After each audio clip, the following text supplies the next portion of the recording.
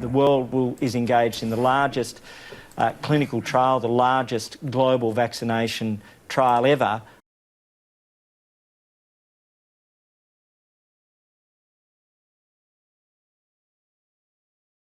The largest global vaccination trial ever, and we will have enormous amounts of data. But what's the message for the public?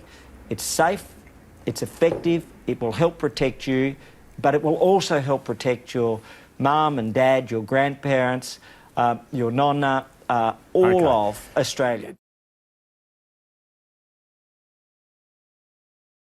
The Nuremberg Code is the most important document in the history of the ethics of medical research.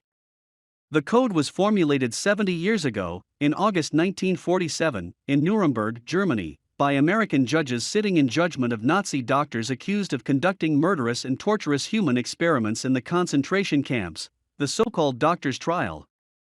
It served as a blueprint for today's principles that ensure the rights of subjects in medical research. The 10 principles of the code are: first, the voluntary consent of the human subject is absolutely essential. This means that the person involved should have legal capacity to give consent, should be situated as to be able to exercise free power of choice, without the intervention of any element of force, fraud, deceit, duress, overreaching, or other ulterior form of constraint or coercion, and should have sufficient knowledge and comprehension of the elements of the subject matter involved as to enable him to make an understanding and enlightened decision.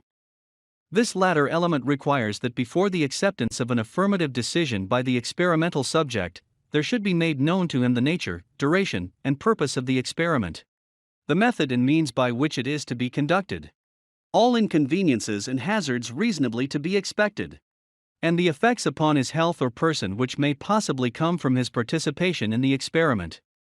The duty and responsibility for ascertaining the quality of the consent rests upon each individual who initiates, directs, or engages in the experiment.